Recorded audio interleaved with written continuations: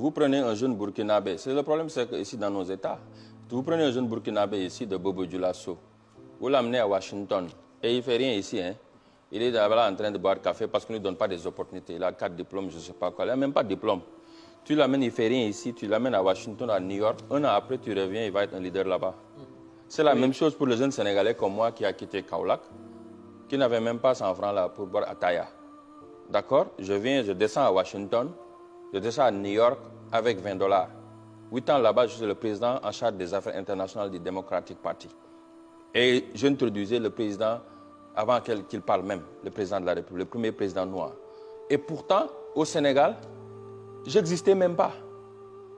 Qu'est-ce que ça te dit? Ça te dit que dans nos pays, on ne sait pas détecter des talents et investir dans des talents. La jeunesse a le potentiel, mais n'a pas l'opportunité.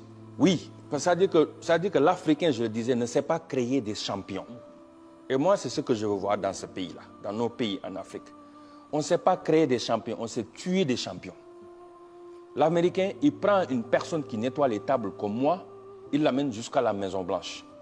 Il prend un jeune Mamadou, Sénégalais ou Burkinabé qui vient d'arriver, de rien, pas de parents, pas de background, pas d'anglais. Il le regarde travailler jusqu'à ce qu'il lui fasse l'un des meilleurs docteurs ou scientifiques comme Cheikh Modibo Diarra jusqu'à NASA. Et eux, ils utilisent ça comme success story pour montrer aux autres, ah, lui là, on peut partir de rien. C'est l'exemple de from nothing you can be something. L'Africain là, nous, notre problème là, on te voit partir même, tout le monde va descendre en bas. Mais il faut qu'on soit ensemble, là, au bas de l'échelle. Pas seulement soit ensemble, mais il faut qu'on accepte le talent de l'autre et de soutenir l'autre. Et que le succès ne peut pas dire que tu as marabouté quelque part. Exemple, nous, pour nous, l'idée de succès là, dès que tu réussis, on te colle des choses. Il a marabouté quelqu'un, il a volé l'argent et il a fait comme ça. Il devait faire quelque chose pour y arriver. Mais on ne croit pas au succès de nos frères et sœurs. Mais si quelqu'un d'autre le fait, un blanc, il vient là. C'est pourquoi, c'est simple. Hein? Regardez nos amis de la France, des États-Unis, du Liban, etc. Ils arrivent dans nos pays, ils ne parlent pas nos langues. Ils ne comprennent pas nos coutumes, nos valeurs. Mais dans moins de 3 mois ou 3 ans, ils deviennent nos chefs dans nos propres pays.